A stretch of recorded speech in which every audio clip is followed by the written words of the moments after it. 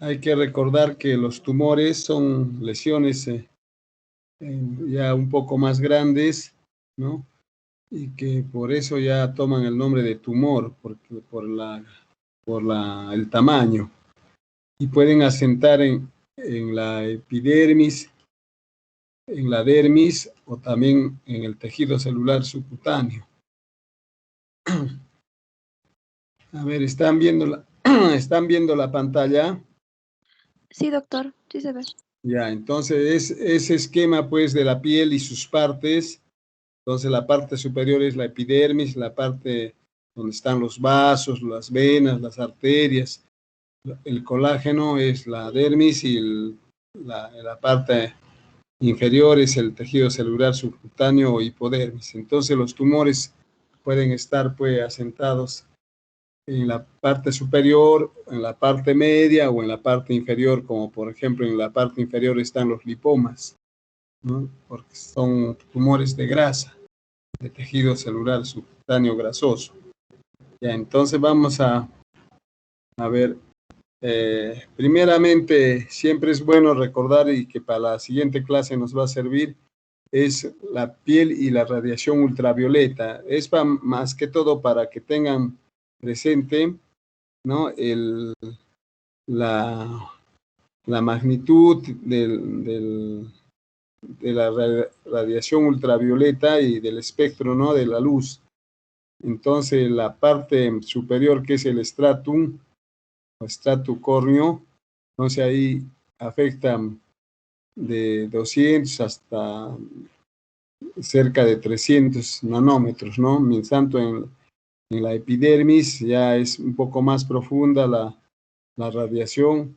En la dermis ya es de 400 e incluso ya en el tejido celular subcutáneo es de 700, ¿no? De radiación ultravioleta en nanómetros de mercurio. Entonces, ¿qué son los tumores? Son neoformaciones de la piel, ¿no? Estos tumores están en exposición a noxas exógenas capaces de producir alteraciones de crecimiento con proliferación hística, ¿no? Fuentes diversas, como dije, pueden estar en la epidermis, en el tejido celular conjuntivo, en los fibroblastos, en las células especiales, que ahí tenemos los histiocitos, los mastocitos y los linfocitos. Y también los tumores que son secundarios a metástasis, ¿no? Por algún proceso oncológico, ¿no? Como es el melanoma, por decir, y que después va a dar metástasis, y hay algunos tumores, ¿no? que son metastásicos. Entonces, para ver el estudio de los tumores y dar el diagnóstico, es importante una buena historia clínica, ¿no? Para ver y decir cuándo nació el tumor, cuánto tiempo tiene, cómo ha evolucionado, ¿no? Entonces hay que hacer exploraciones especiales, ¿no? Y en cuanto a la clínica, ver, como digo, el crecimiento tumoral, las propiedades de las células, ¿no? De las células epidérmicas, o sea, la queratinesización, los histiocitos, ¿no? Los mastocitos y la liberación de los mediadores. Y para el estudio histológico tenemos que ver en los tumores, es importante la inmunohistoquímica y la biología molecular de dichos tumores. Entonces, la etiología de los tumores se debe a la radiación ultravioleta que está bien relacionada. Después, más que todo, se da en los fototipos de piel, que son 6, del 1 al 6, pero en este caso más se ve en la piel de tipo 1 y tipo 2, como vamos a ver más adelante. ¿no? Los 6 tipos de piel. Después se debe a una inmunodeficiencia, ¿no? Después a la moda del bronceado, o sea que a veces uno se expone mucho al sol, especialmente cuando uno va a la playa y quiere broncearse, ¿no? Entonces, el, el bronceado es hasta cierto punto bueno, pero si ya uno excede, entonces también hace daño, ¿no es cierto?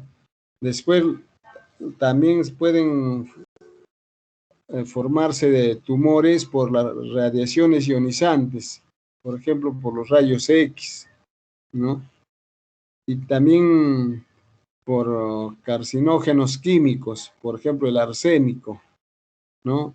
También tenemos por virus, por ejemplo, el virus oncogénico, el papiloma virus humano, ¿no? También, por ejemplo, tenemos, por decir, en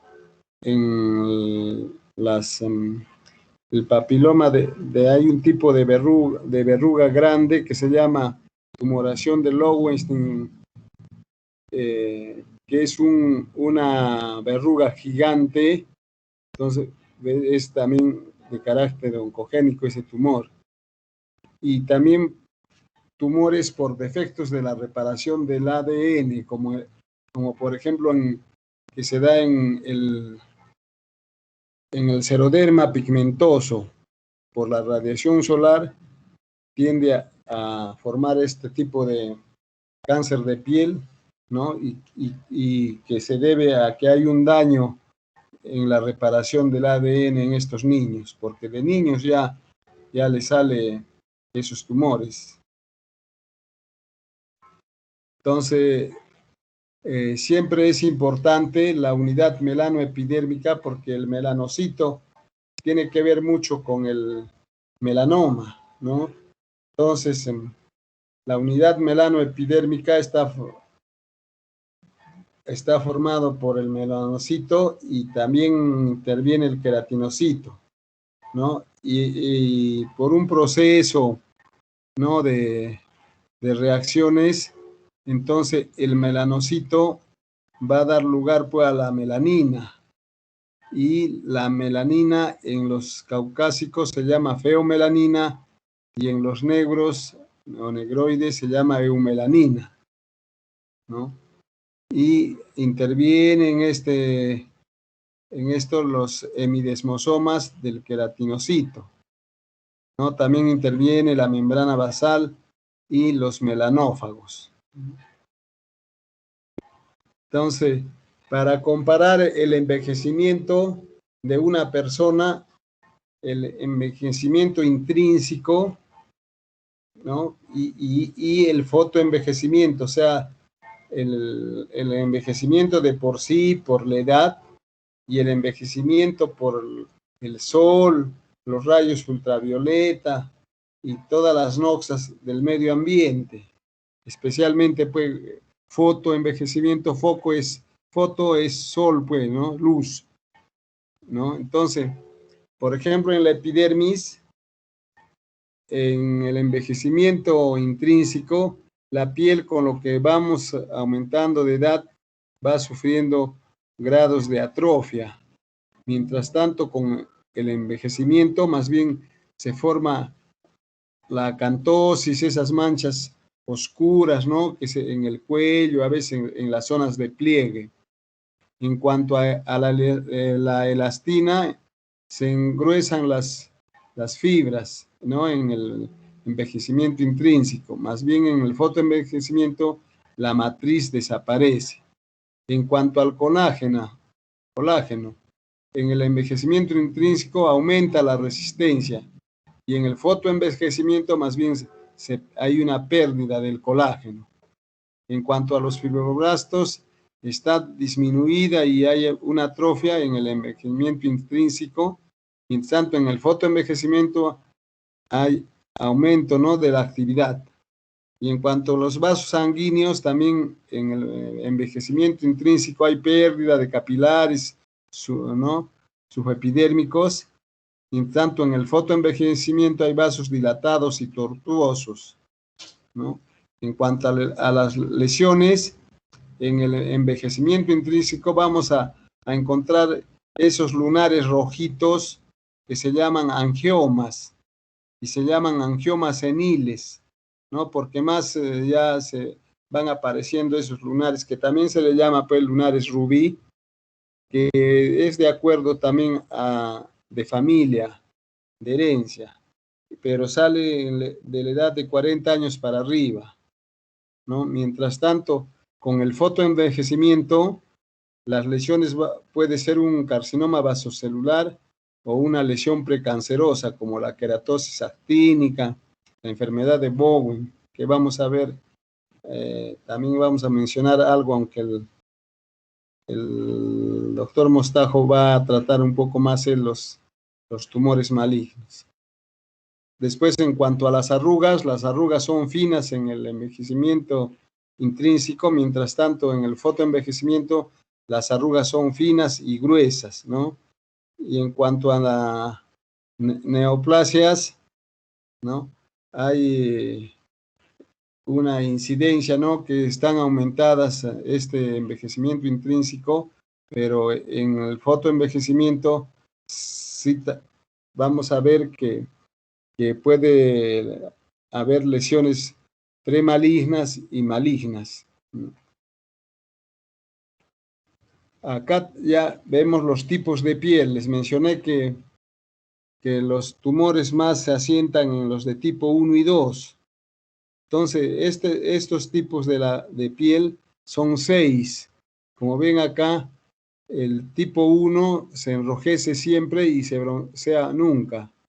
En tanto, el tipo, o sea, esos que tienen la piel roja, ¿no? Blanca, y que fácilmente se enrojece con un poquito de sol, ¿no? Hasta en unos 15 minutos, un poquito que se exponen ni siquiera mucho al sol, y ya se enrojecen, pero nunca se broncean. En el segundo es un poquito más, ¿no? O sea, diré menos, que se enrojece, algo menos, y poco se broncea. En el 3 sí es más que todo así la mayoría de nosotros, ¿no? De piel así blanca, que es un poco más sensible, ¿no? Y tiende con el sol a ponerse un poquito marrón, ¿no? Como que nos quemamos un poquito, ¿no? Igual casi el tipo 4. Pero ya el tipo 5 ya es que la piel es de los morenos, pues, los morenos, ¿no? Que la piel ya se enrojece raramente. ¿Por qué? Porque el mismo color le protege del sol al paciente. Su color le favorece y se broncea un color chocolate. Y el tipo 6, que nunca se enrojece porque ya son los negros, ya así como es, ¿no? De la selección peruana, Farfán o el Advíncula, ¿no? Ese nunca pues se enrojece por más que esté en el sol. Y se broncea, pero algo así oscuro, ¿no? Entonces, acá vamos a ver en fotos después. Entonces, a ver. Ya, entonces en fotos después, cuando hagamos fotoprotección, ahí están los tipos de piel con su respectiva foto. Entonces, los tumores de la piel,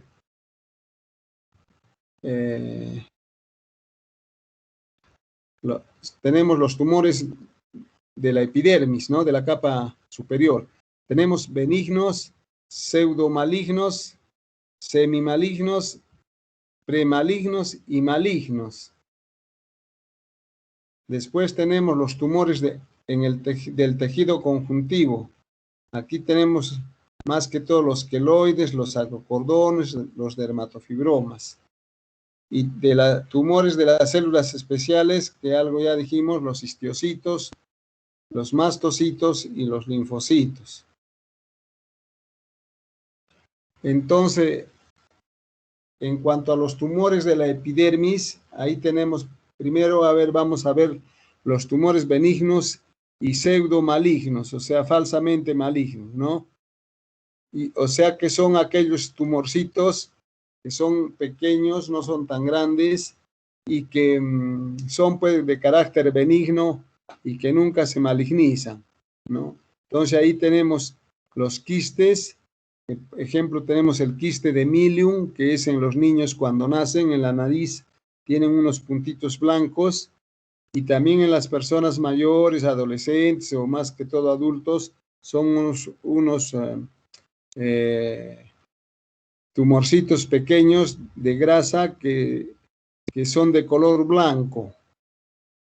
Blanco, se nota blanquito ahí, un poco que bien visible. Eso se llaman quiste de Milio. Después tenemos los quistes epidermoides, ¿no? Que ya son un poquito más grandes y que son notorios también, ¿no? Después tenemos la queratosis seborreica. Es una lesión, pues, sebácea, color así media café oscura, ¿no?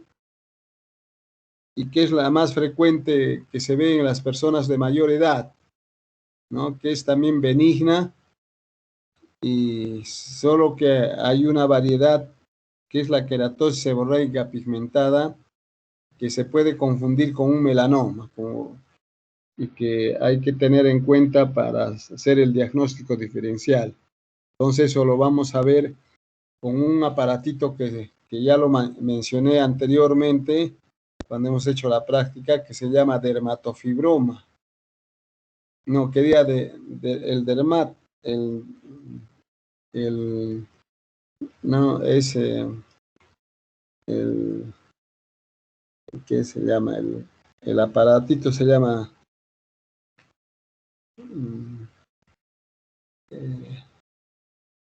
bueno, es para ver, ahorita me va a acordar, es para ver y ver a 10 aumentos más que la lupa. Ya, entonces ese aparato de el dermatoscopio se llama, dermatoscopio. Hay un dermatoscopio más todavía que se llama dermatoscopio óptico, y ese ya, con ese miramos y ya vamos a descartar si es melanoma o es queratosis seborreica pigmentada. Después otro tipo de tumor es el queratoacantoma. Ya, también lo vamos a ver en las fotos. Entre los tumores semimalignos, premalignos y malignos, ahí tenemos el carcinoma vasocelular, ¿no? Después tenemos la queratosis solar, la enfermedad de Bowen y el carcinoma espinocelular, o escamoso también se le llama. Acá tenemos un tipo de tumor de contenido líquido de carácter benigno, que se llama hidrocistoma, ¿no? Entonces el tratamiento para este tumor es sacarlo completamente, el tumorcito, para que no vuelva a recidivar, ¿no? Por la cercanía que está al lado del ojo, en este caso, a veces amerita que cuando está muy cerca del ojo, que lo haga el oftalmólogo por el material que ellos tienen así para hacerlo. Pero si está un poquito que nos deja trabajar, nosotros también lo podemos sacar. Entonces ven, es su contenido de líquido. Entre los tumores del tejido conectivo o conjuntivo, también, o sea que ya están un poco más profundos, ¿no es cierto? Ya están en la parte de la dermis. Ahí tenemos los queloides. Después tenemos los fibromas. El fibroma blando y el fibroma duro. El blando es el que cuelga, pues, que por eso se llama fibroma péndulo. El duro ya es más como su consistencia dura y se llama dermatofibroma.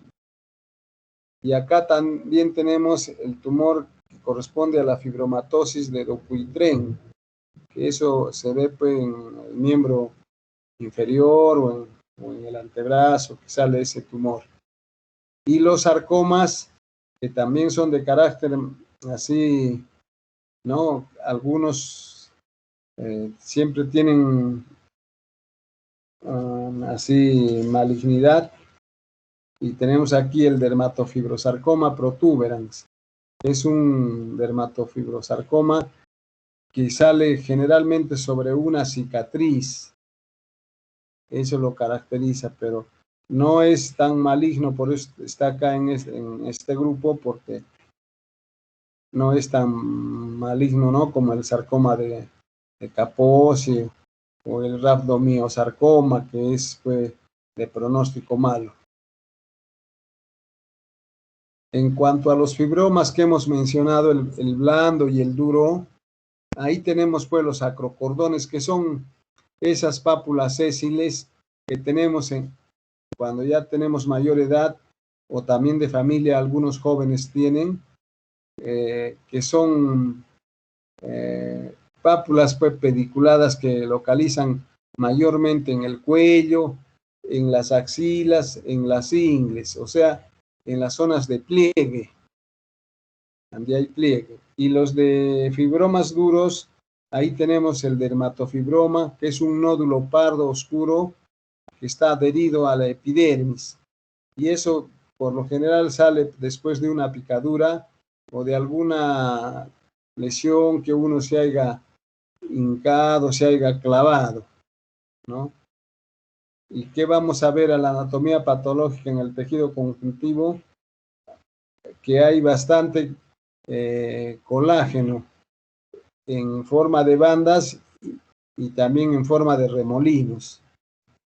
Y el diagnóstico diferencial de estos fibromas es con los lunares, o sea, los nevus, la histiocytosis, ¿no? O así tumores que es debido a metástasis.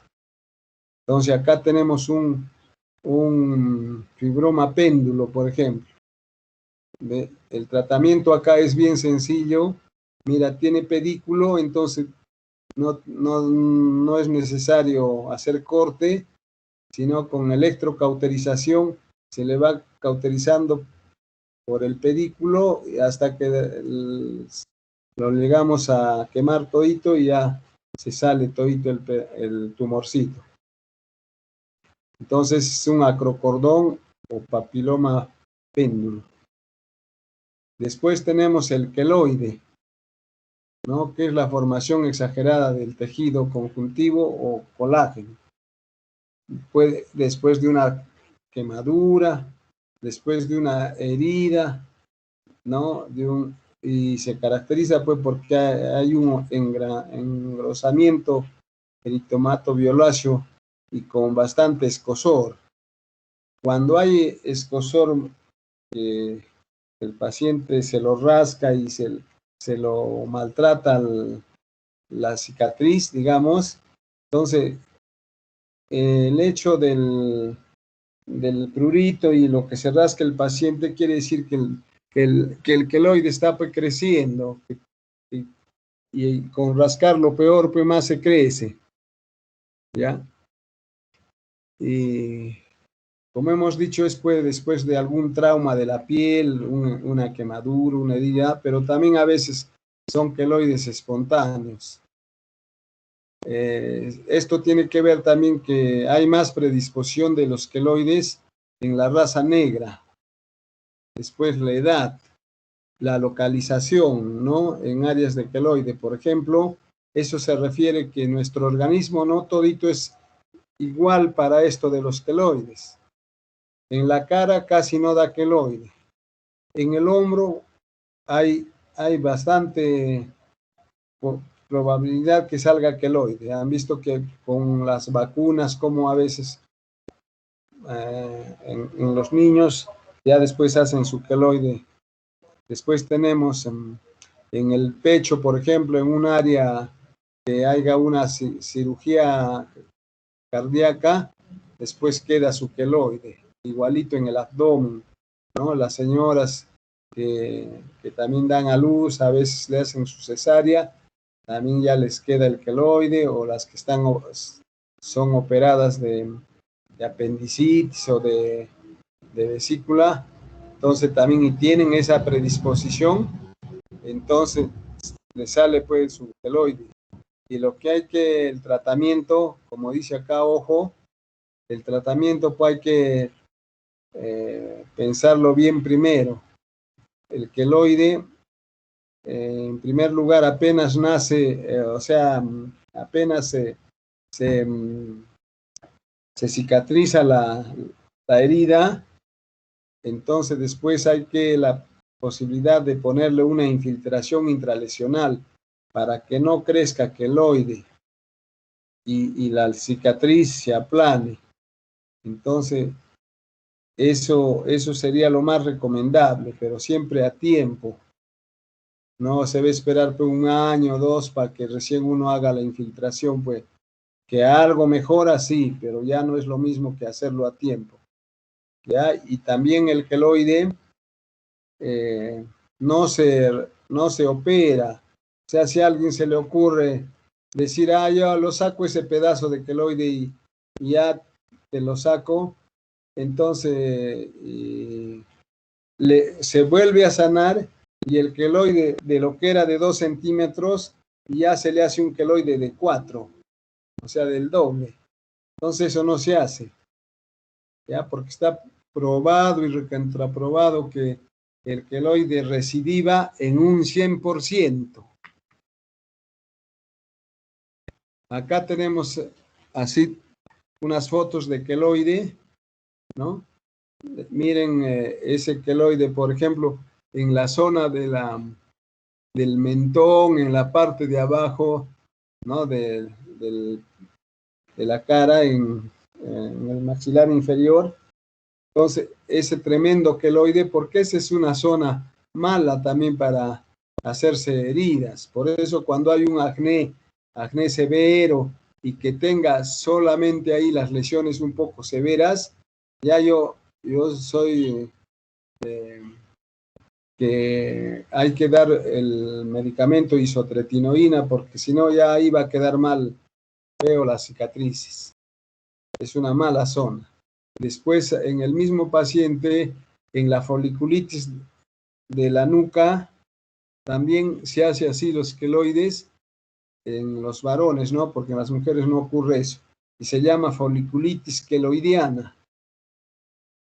¿Ves? Y como les decía en la otra foto, en el abdomen, miren, han hecho una operación, mira, tremenda cicatriz. Y las rayas de los costados, que también son queloide, son de lo que han hecho las suturas, lo que han hecho los puntos de las suturas con seda negra, supuestamente. Por eso que hoy en día ya más se sutura con nylon, que deja menos cicatriz. Después, entre los tumores benignos, también tenemos la pápula fibrosa de la nariz, ¿no? Es una pápula así redondeada que muchos la confunden con una verruga. No es verruga, la verruga es queratósica, la verruga es así verrucosa, de ahí su nombre de verruga, y esto no, es nodular, pequeña y siempre en la nariz, ¿no? Entonces eso es también el tratamiento con electrocauterización. Se llama pápula fibrosa de la nariz o fibroangioma. Después el dermatofibroma que dijimos, también es por la picadura o por alguna lesión pequeña, y si uno lo junta y lo quiere, se entra para adentro, y eso se llama signo del hoyuelo. Es característico del dermatofibroma. Y cuando es de color así rojizo y de contenido así sanguinolento, se llama angioqueratoma. Después tenemos entre los quistes benignos, también hemos dicho el quiste epidérmico, ¿no? Cuando mencionamos el quiste de Emilio, después también les dije, hay también el quiste epidérmico.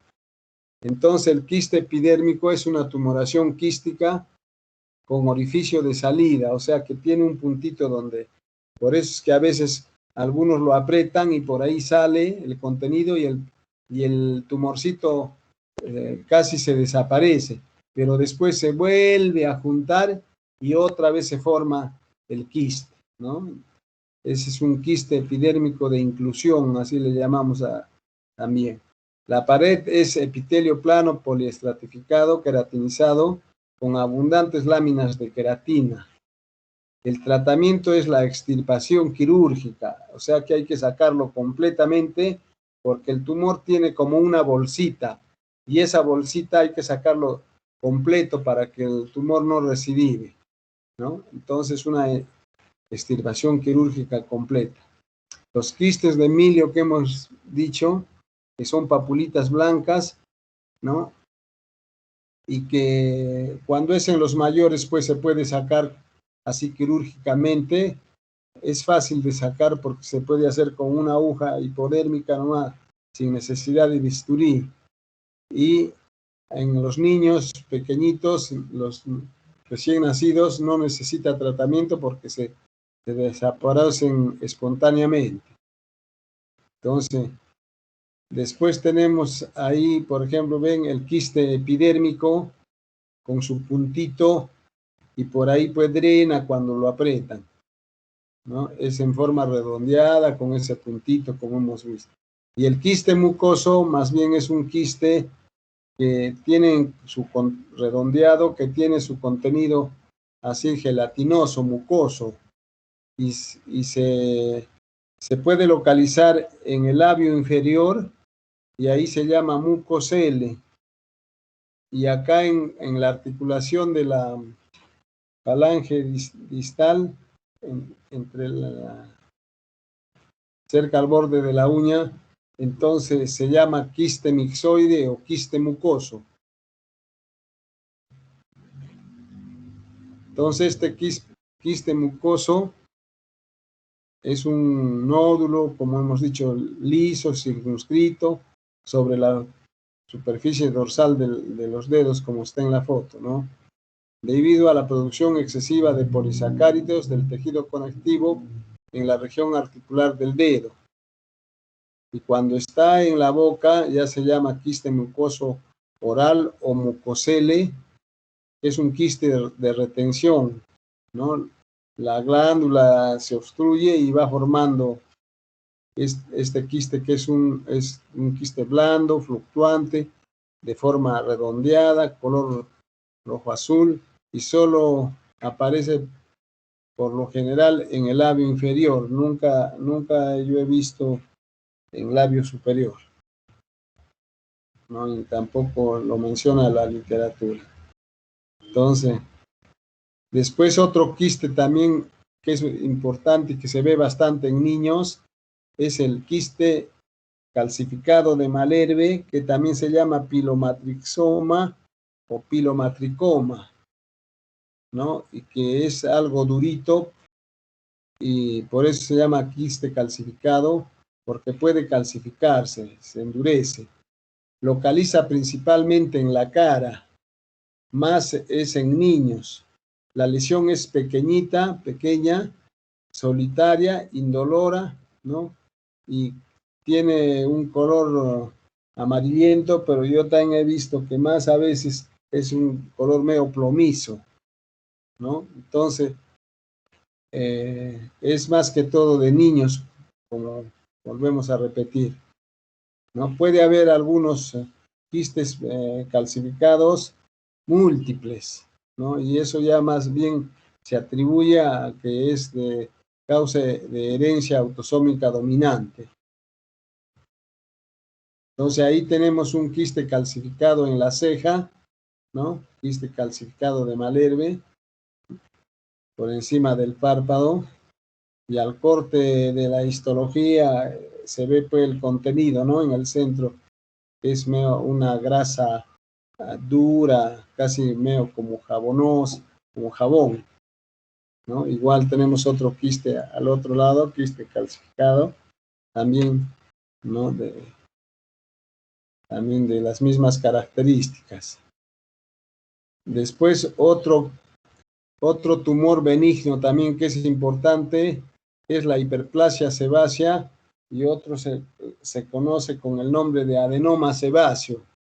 Son pápulas rosadas, algo amarillentas, con depresión central y localizan más que todo en la cara y más, según la experiencia, esto he visto que más se ve en la nariz y en la frente.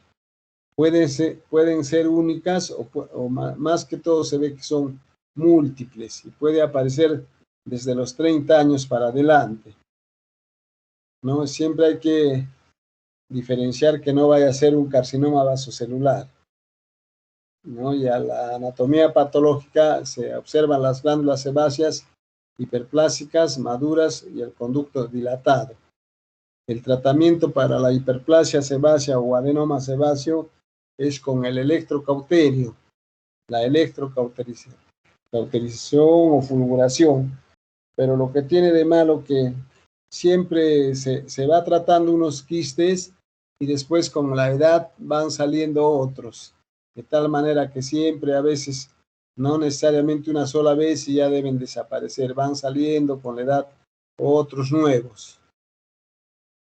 Ahí tenemos los quistes que corresponden a una hiperplasia sebácea o adenoma sebáceo, ¿no? En la frente, son así como granitos de grasa, ¿no? El caballero acá tiene unos cuantos, hay otros que tienen bastante en la frente, en la cara. Después otro lesión benigna, tumoración benigna es la queratosis seborreica, que ya acá ya dijimos algo al comienzo cuando se ha mencionado, ¿no? Algunos así en forma general, y ahí hablamos ya algo de la queratosis seborreica. Es un tumor frecuente que afecta la maduración de las células basales en la epidermis, ¿no? Y se caracteriza porque son células inmaduras benignas que reciben pigmento, por eso es que algunas son un poco negruzcas o un poco cafés, ¿no? Se inician como unas máculas café, claro, y después ya se van volviendo como placas, bien delimitadas, con superficie rugosa, pueden ser únicas o múltiples, y el color es, pues, como dijimos, medio pardo, algunas son negruzco, y algunas son sésiles o pediculadas, pero son totalmente benignas, ¿no? Dan escozor, pero por lo general son asintomáticas, ¿no? En negros, en las personas morenas, estas queratosis seborreicas tienen múltiples, pero chiquitas, de menor tamaño. En esas personas que son del fototipo 4 4, 5, ¿no? Entonces, ahí tienen bastantes queratosis seborreicas, pero chiquitas, y a eso se llama dermatosis papulosa nigra. Entonces, eso, por ejemplo, tenía la señora, y eso por eso nos enseñó el doctor Bravo, y dijo, esas lesiones que tiene la señora Lucila Campos, que era cantante de música criolla, entonces ella tenía y nos mostró la foto, bueno, de estas queratosis seborreicas pequeñitas que se llama dermatosis papulosa nigra. Esta es una queratosis seborreica, ¿ven? Redondeada como una verruga, por eso también se le llama verruga senil. Con ese nombre también lo mencionan algunos autores. Entonces es un ejemplo de queratosis seborreica que es totalmente benigna, ¿no? Al examen de la anatomía patológica hay una mezcla de células basales y queratinocitos y hay un patrón queratóxico, pues, ¿no? Y frecuencia de hiperqueratosis, también con acantosis, papilomatosis y quistes córneos, ¿no? Más bien, sí hay una variedad que es la queratosis seborreica pigmentada, ¿no? Que ese sí tiene un patrón acantósico con pigmento, y que esa sí tenemos que tener cuidado porque puede confundirse con un melanoma y uno ser melanoma y no ser queratosis seborreica pigmentada, y entonces se nos puede pasar un melanoma y el mal es para el paciente. Cuando hay una queratosis seborreica pigmentada, preferible hay que hacer una biopsia o ver con el dermatoscopio para tener la seguridad, pero de todas maneras la biopsia para salir de dudas y a beneficio del paciente. Preferible es que nos salga el resultado que es una queratosis seborreica pigmentada, el paciente no hay problema, pero si se nos pasa y nos hemos confiado, ya el paciente es el perjudicado. Entonces ahí tenemos una queratosis seborreica pigmentada negrita, la otra común, la café, o la otra del joven, del señor, que está también algo oscurita, pero no tan negra como la chiquita. El diagnóstico de la queratosis seborreica hay que hacer con melanoma, como lo volvemos a repetir, ¿no? Y también hay que tener en cuenta el signo de Lesser-Trelat, que el signo de Lesser-Trelat quiere decir que se refiere a la aparición súbita de numerosas queratosis seborreicas en un paciente, ¿no? Y que de un momento a otro, pues, no le ha salido en la espalda, por ejemplo, bastantes, y que no tenía. Entonces eso nos puede dar a entender que el paciente tiene una neoplasia interna y que tenemos que sospechar, así cuando hay así esa aparición no espontánea y súbita del múltiples queratosis seborreicas, y que hay que buscar pues una neoplasia interna. El tratamiento es sencillo de la queratosis seborreica, es con electrofulguración, pero ahora más que todo y más fácil es con la crioterapia y queda mejor, más fácil de aplicar. El crío es el frío, pues, ¿no? Es con nitrógeno líquido a menos 40 grados bajo cero, entonces el frío lo quema. Incluso la crioterapia en el balón que se guarda está a menos 200 grados bajo cero, sino que ya al pasarlo al otro baloncito pequeño para poderlo aplicar, ahí ya al echar ahí baja pues y solo esa, pero de todas maneras con ese quema y es suficiente para que se haga después una costra y después se cae, así de sencillo. ¿Ya? Como volvemos a repetir, en caso de duda que sea una queratosis seborreica pigmentada, sí hay que hacer la biopsia. Acá tenemos una queratosis seborreica, ¿no? Pigmentada, miren, negra como un melanoma. ¿Ya? Y para que vean el tratamiento, por eso les decía que es sencillo, fácil y fácil de ganarse con este procedimiento.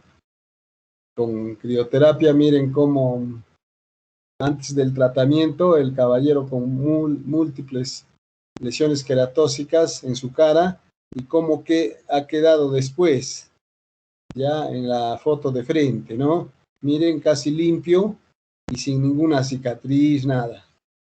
Es excelente después la crioterapia, es uno de los aportes también a la medicina de parte en la dermatología. Entonces, hay 4 o 5 aportes que son excelentes pues, de dermatología para la medicina. Y esos 4 o 5 son la isotretinoína para el acné, la crioterapia, la solución de Klein para hacer operaciones que duran 5 o 6 horas injertos de piel o injertos en quemados, y después el láser, ¿no? Entonces, esos son algunos de los aportes. Ahora ya también los biológicos, ¿no? Ya, entonces, a ver, un ratito. Después me llama porque estoy en clases. Ya, entonces, otro ya de lesión, también yo diría, como ya las cosas van cambiando y van no siendo lo mismo, entonces acá he mencionado yo las premalignas y después recién ya las malignas. Entonces, entre las premalignas, yo creo que algunos autores hoy en día ya las consideran malignas nomás. Por ejemplo, la queratosis actínica, ya unos dicen, no, por gusto están poniendo que es premaligna, ya es maligna. Igual el queratoacantoma, ¿no? El queratoacantoma es una lesión así parecido a un carcinoma vasocelular, ¿no? Y que después se transforma, si uno no lo trata, y va a formarse y va a hacer un carcinoma espinocelular, ¿no? Es una pápula o nódulo de 10 a 20 milímetros y en el centro tiene como un cráter, ¿no? Como un cráter, y está localizado en áreas expuestas, ¿no? Y a la anatomía patológica hay hiperplasia epitelial con queratinización atípica y una arquitectura irregular. El tratamiento es sacarlo todo el tumorcito y hacer un estudio histopatológico, pues, que si nos dice que es un queratoacantoma, estamos tranquilos. Pero si ya sale que es un carcinoma vasocelular, quería espinocelular, entonces ya el tratamiento fue diferente, ya tiene que hacerse con excisión más radioterapia. Entonces estos son ejemplos de queratoacantoma. El más representativo y más está pues en la foto, ¿no? Al lado de la nariz, ese es un redondo y en el centro como un cráter. Ese se llama queratoacantoma. Acá tenemos otro queratoacantoma, ¿no? Más que todo esto da en trasplantados renales. Es en su mano también tiene otro queratoacantoma. Ya, entonces hasta ahí hemos visto los tumores benignos. Ya, claro que hay otros, muchos más, como que no hemos mencionado, pero los podemos mencionar. Los siringomas, por ejemplo, que dan en la cara y que es de herencia. Después tenemos,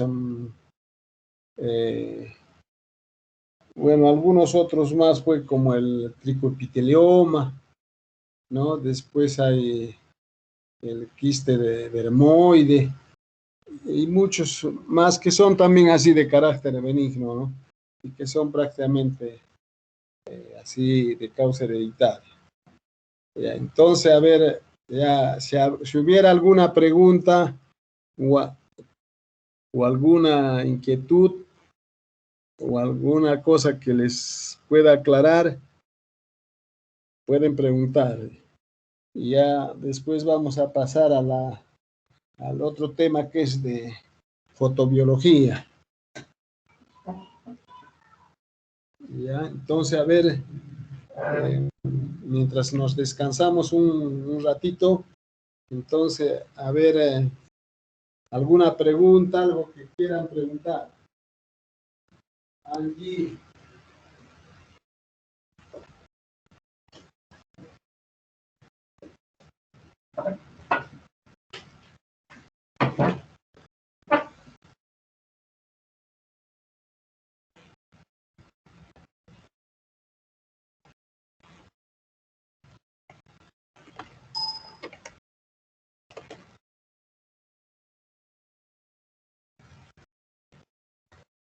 Con el doctor Bostajo van a hacer tumores malignos. Él va a extenderse más en la parte que es el carcinoma vasocelular, el carcinoma epidermoide y el melanoma maligno.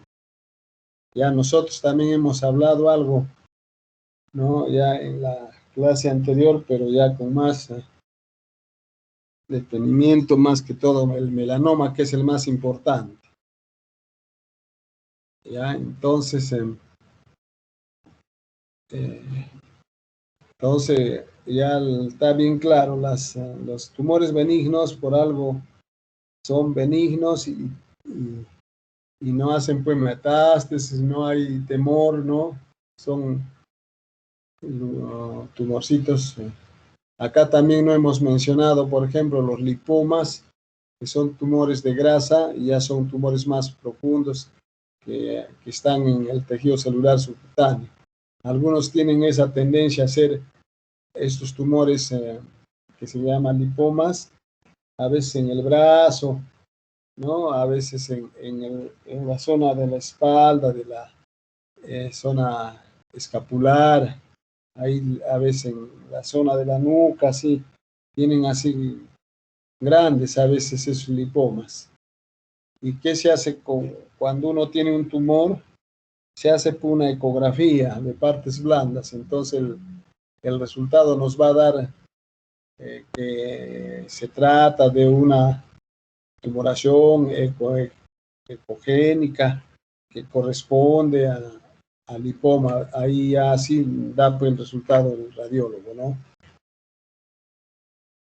Y ya después se opera, pues, ¿no? Porque siempre es bueno saber exacto qué, bien por la biopsia o bien por la ecografía.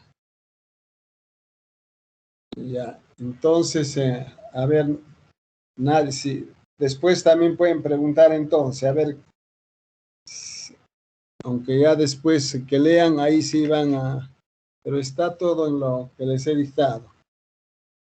Ya, entonces la otra parte de la clase de hoy día es los efectos de la radiación solar y el cáncer de piel. Ahí también vamos a hablar pues, de los tres tumores, ¿no? Que estaba diciendo, los no melanomas y el melanoma. Entonces, este cuadro es para ver la longitud de onda de la radiación, ¿no? Ultravioleta. Entonces, más que todo es para ver la longitud de onda y que ya está mencionada ahí de dónde a dónde va la radiación ultravioleta A, ¿no?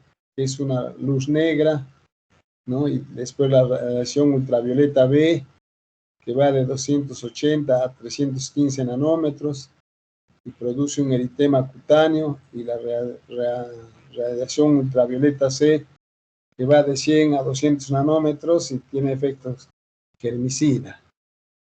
Y se dice que del 5% de la radiación ultravioleta que recibimos, el 0.1 es UVB y el 4.9 es una radiación UVA. Ya, entonces, en cuanto a los efectos del sol en la piel, entonces el sol es pues indispensable para la vida, ¿no es cierto? Pero tampoco no nos podemos exponer mucho al sol porque nos va a hacer también daño. Entonces, una exposición persistente va a dar una exposición pues, aguda, ¿no?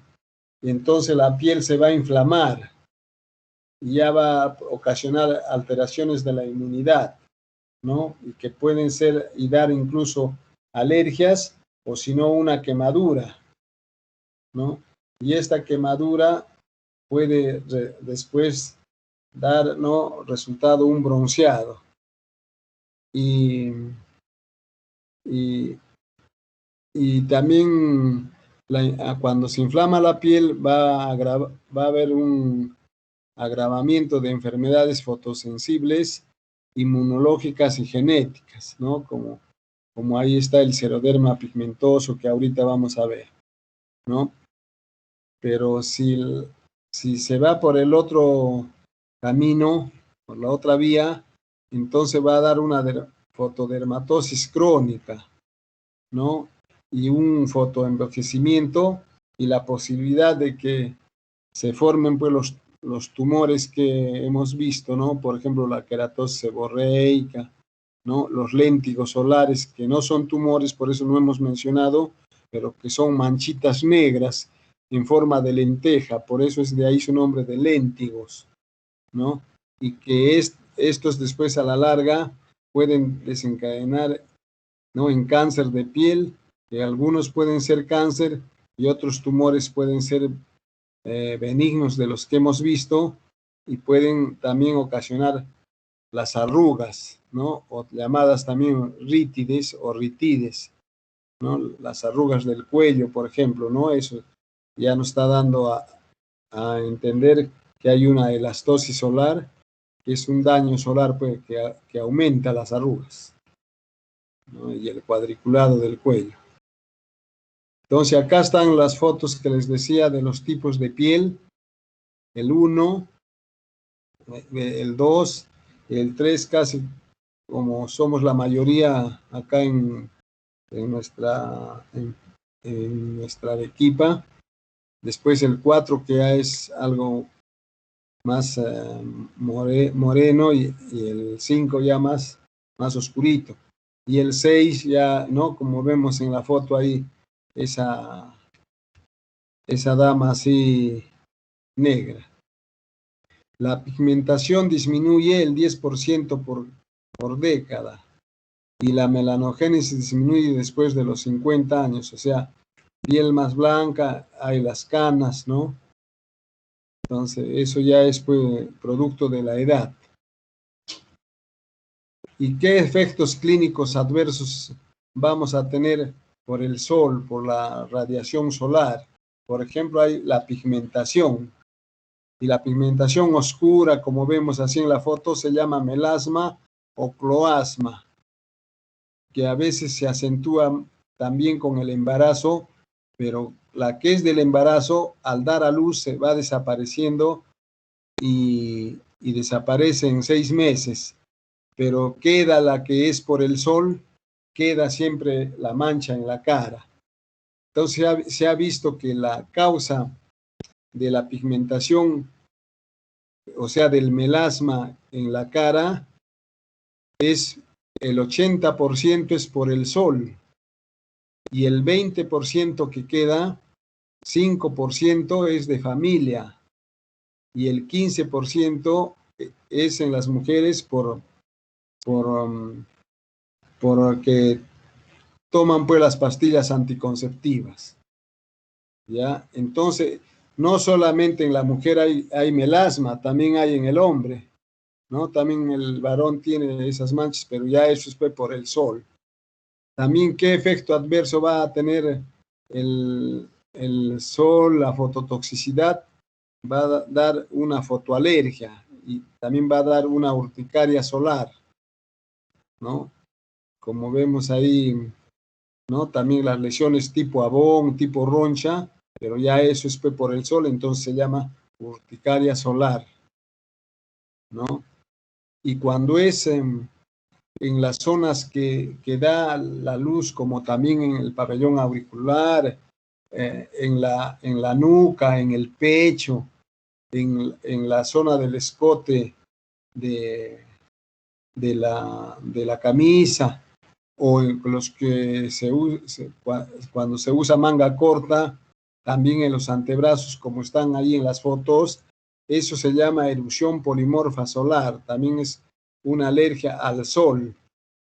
Entonces, ¿cuál es la solución? Es que el paciente que no le dé el sol, que no esté en el sol. Pero eso casi es imposible de decirle pues que no que tiene que estar en un cuarto oscuro, no, tampoco no va a ser así, ¿no? Tampoco no se llevaría a cabo las síntesis de la vitamina D, que necesitamos siempre siquiera 20 minutos para que se sintetice la vitamina D. ¿Ves? Entonces, es un problema, ¿no? Y también da unas dermatosis que se llama fotodermatosis, o sea, alergia al sol pero que con nombre ya son pues enfermedades. Es el prurigo solar y el prurigo actínico, ¿no? El actínico también quiere decir pues sol, ¿no? En latín. Entonces, cuando es fuerte, incluso se llega a ampollar.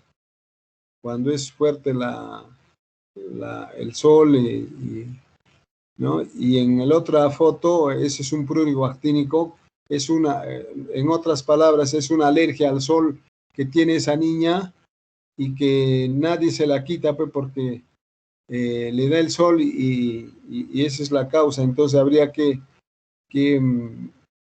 decirle que en lo posible no esté casi nada en el sol. Ya después hay un tratamiento, pues, ¿no? Que es la talidomida, que va muy bien para estos casos de erupción polimorfa solar y fotodermatosis. Después tenemos efectos adversos agudos en algunas enfermedades, como en el lupus eritematoso, en la pelagra, ¿no? En la porfiria cutánea tarda. Se hace como heridas en las manos, en la porfiria cutánea tarda por el sol, ¿no? Y el fotoenvejecimiento, pues, lo que va a irse dando por el aumento de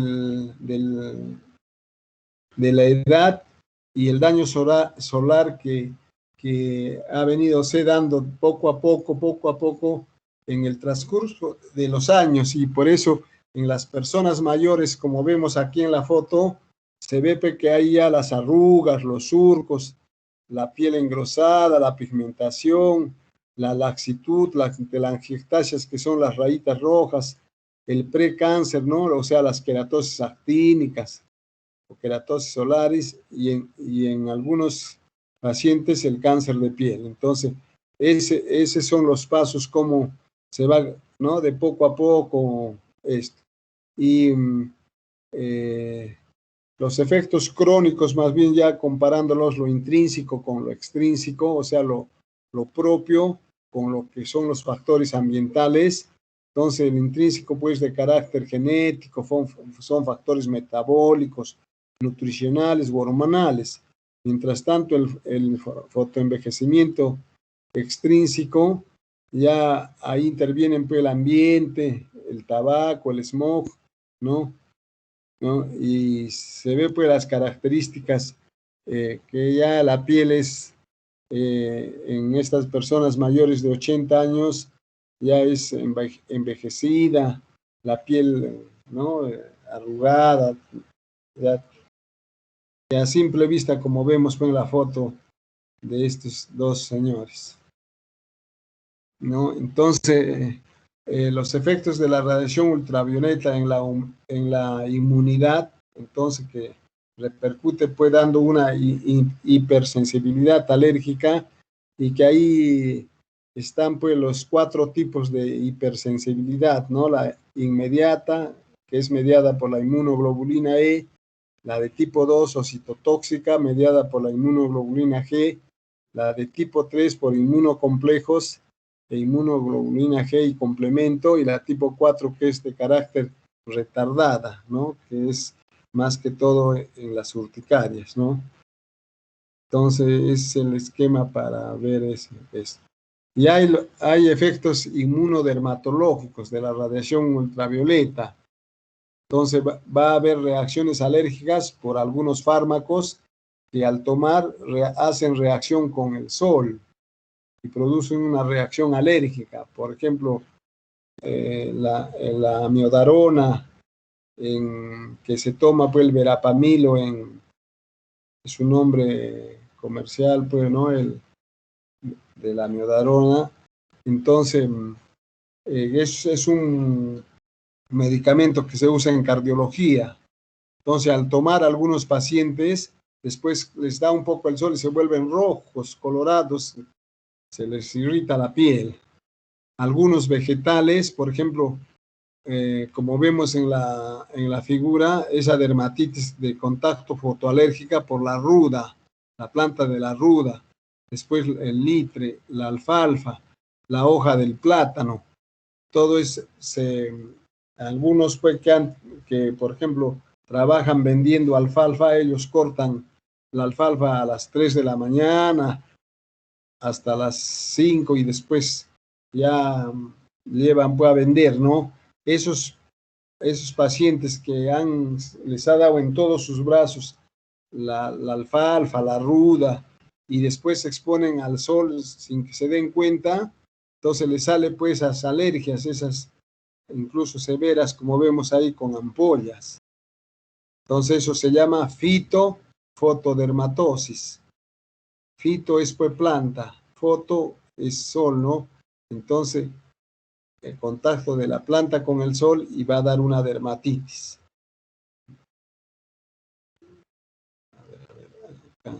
Después ya incluso puede haber infecciones, puede haber autoinmunidad y consecuentemente alteración de la inmunidad contra el cáncer, ¿no? Este es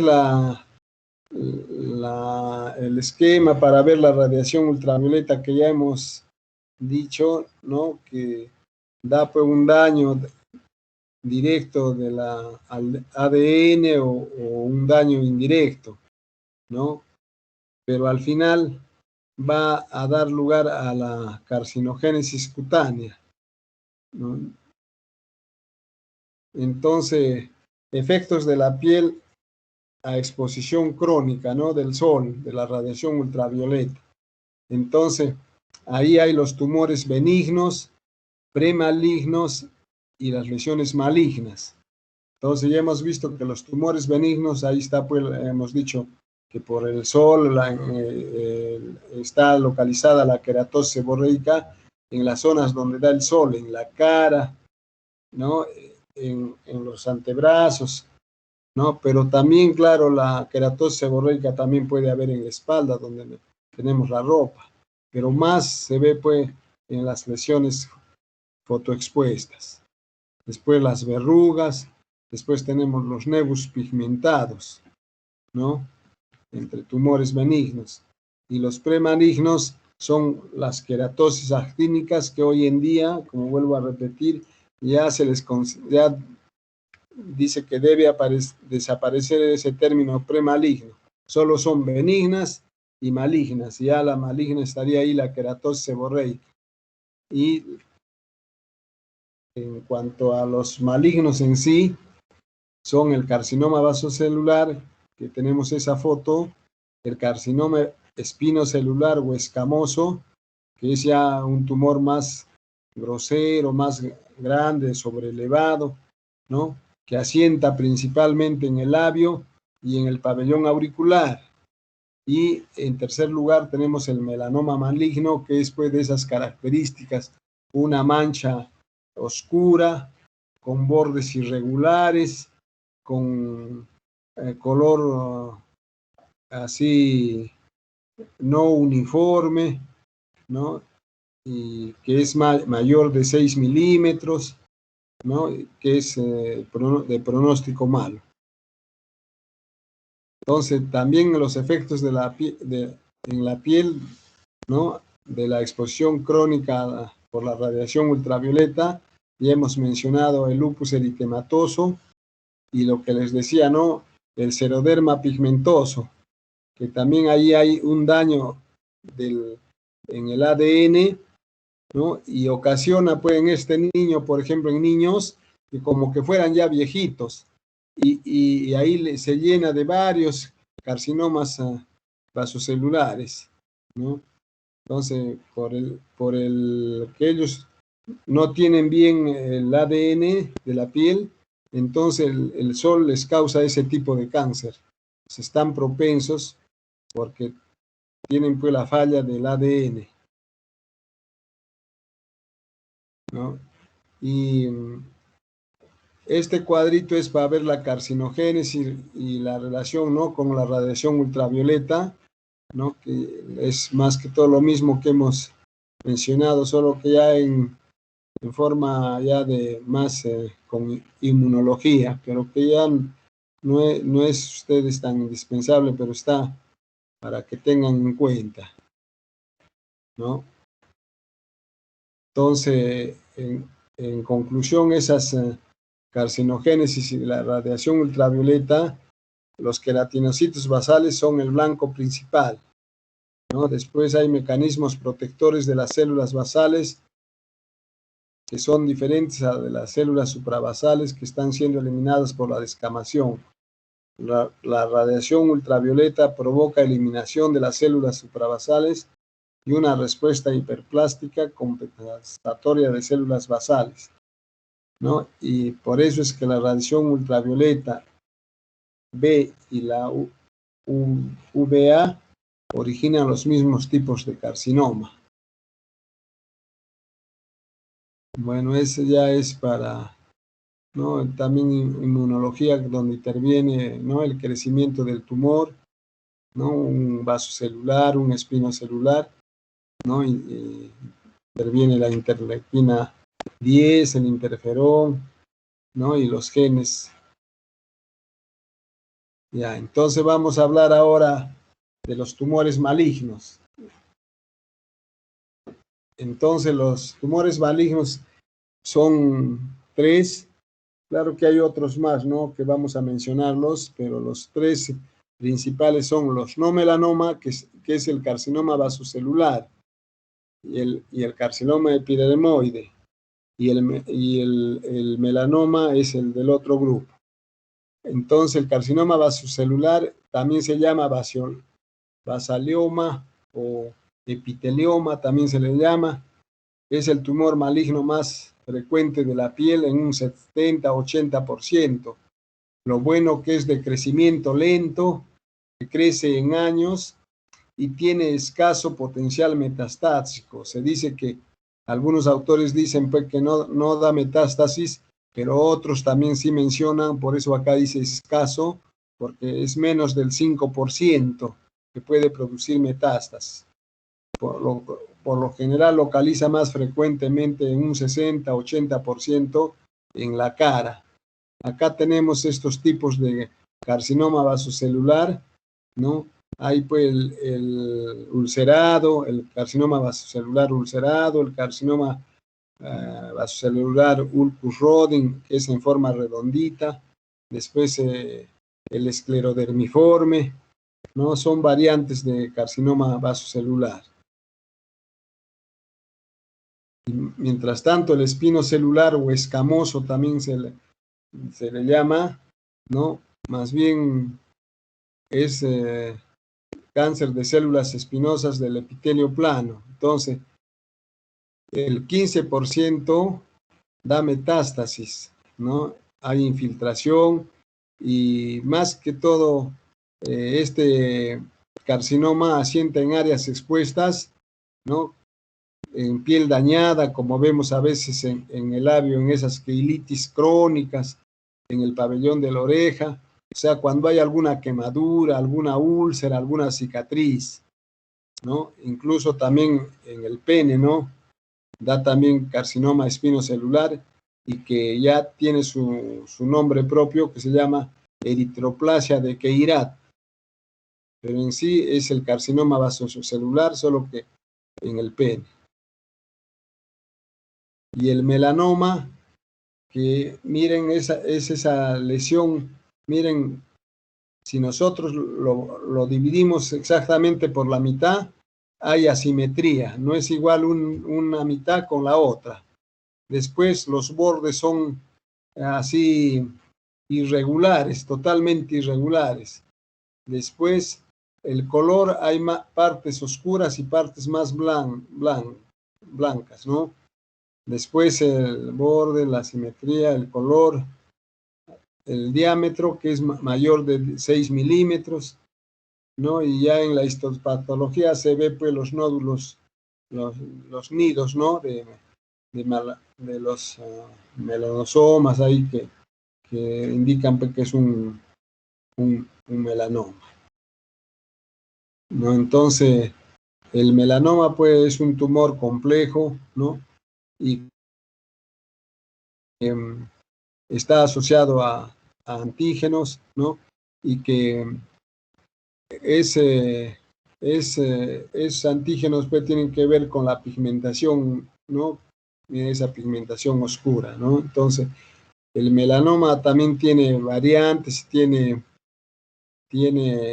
4 tipos de variantes que ahorita después las vamos a mencionar, ¿no? Entonces, este tumor del melanoma sí hace metástasis, pues, por eso se disemina, ¿no? Y se disemina a pulmón, a hígado, a hueso, ¿no? Entonces, a veces, cuando ya el melanoma ha avanzado, ya el pronóstico, pues, malo, porque ya ha hecho metástasis a varios órganos, ya el pronóstico es malo.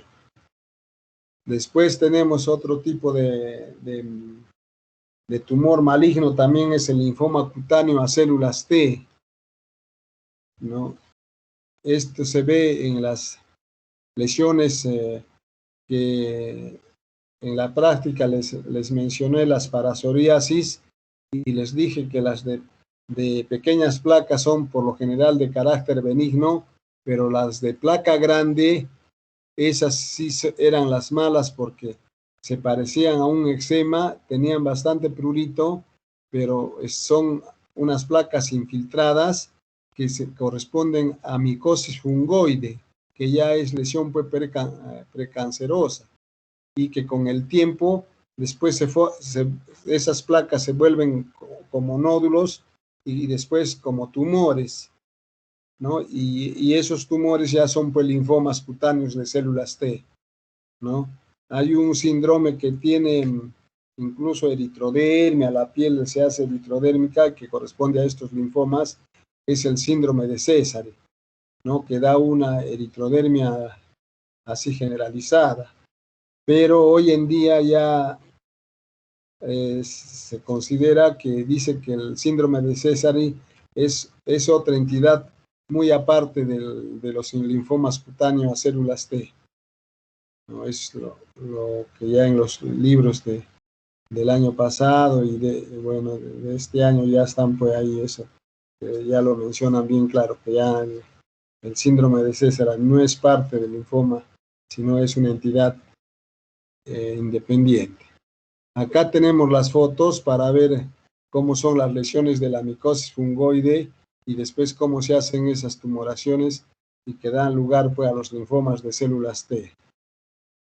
Y después tenemos otro tipo de tumor también, que es el sarcoma de Kaposi, que hay 2 formas. El sarcoma de Kaposi de forma clásica, el común, que es una neoformación vascular benigna, ¿no?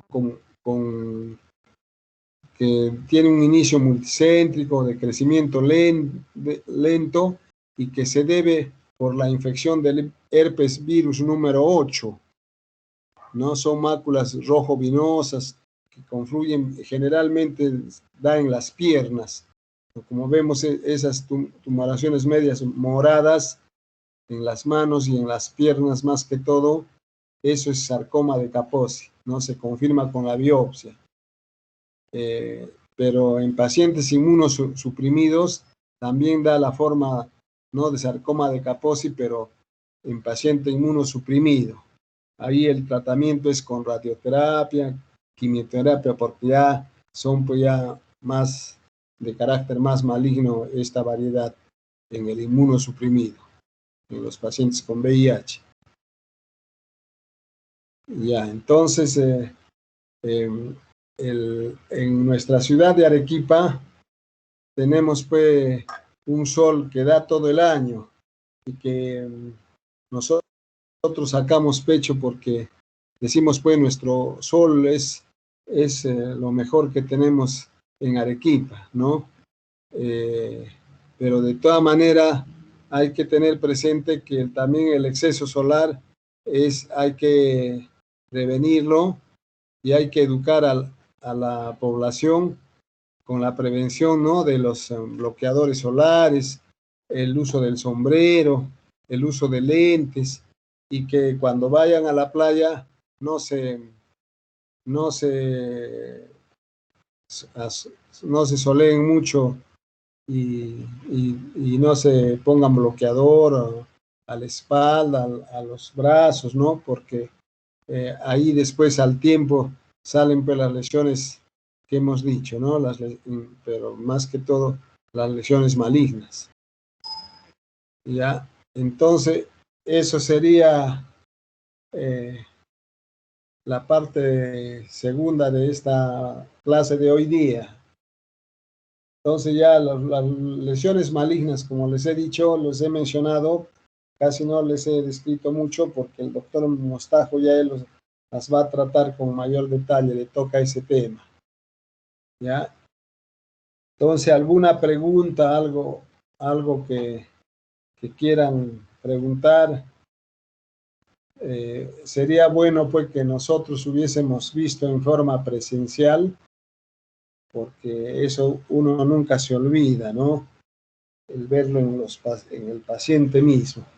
Pero ya habrá la oportunidad cuando esto mejore, porque de todas maneras tienen las puertas abiertas del hospital, tanto del Hospital Nacional, donde está el doctor Mostajo, como en el Hospital de Yanaguara, donde trabajo yo, para que puedan venir en cualquier momento, cuando ustedes deseen y cuando ya las condiciones pues lo permitan, ¿no? Porque ahorita tampoco no estamos haciendo y con esto de esta segunda oleada, ya van a cerrar pues siempre los consultorios y solo va a haber emergencias nomás. Ya. Entonces eso sería, si hay alguna pregunta que tienen o que no han entendido bien para reforzarles o aclararles, puede ser.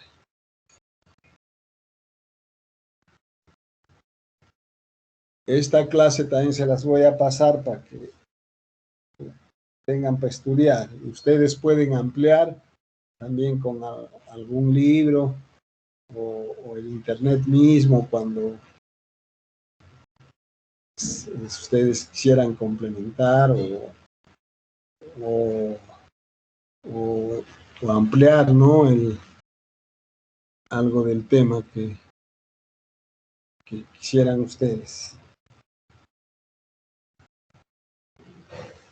Ya, a ver, ¿no hay preguntas?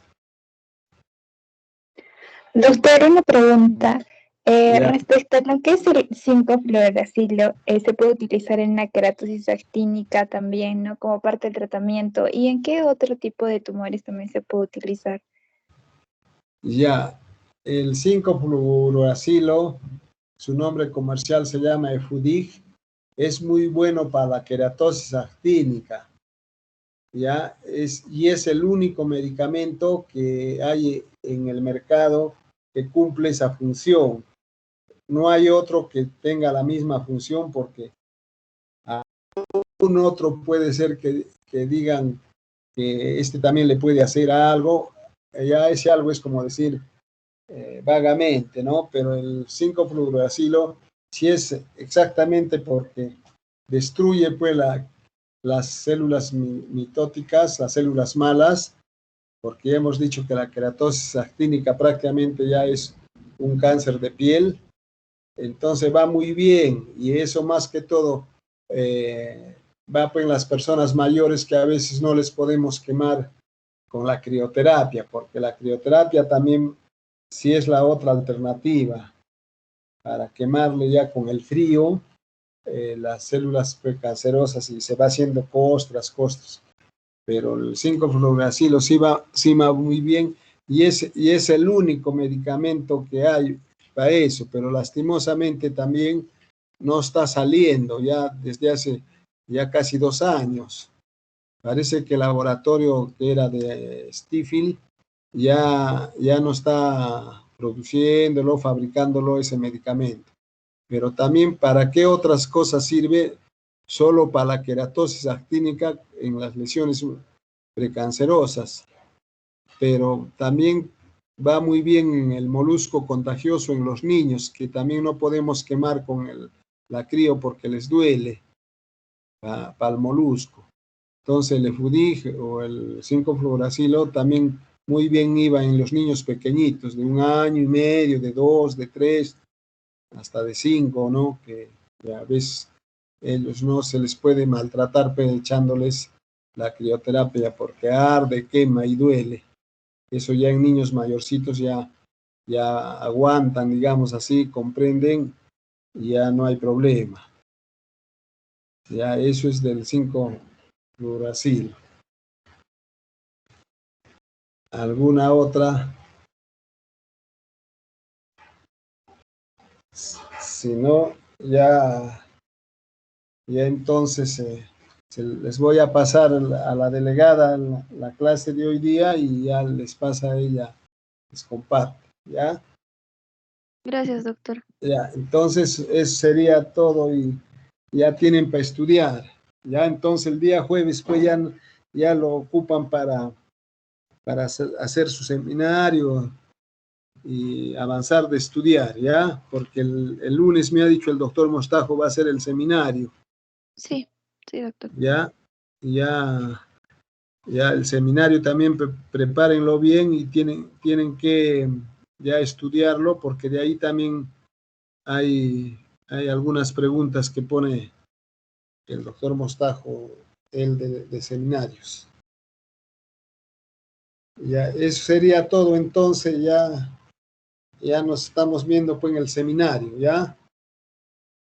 Sí, doctor, gracias. Ya entonces, ya gracias también a ustedes y ya sigan estudiando. Ya entonces ya nos vemos. Hasta luego con todos. Hasta luego, doctor. Hasta luego. Chao. Gracias, doctor. Ya.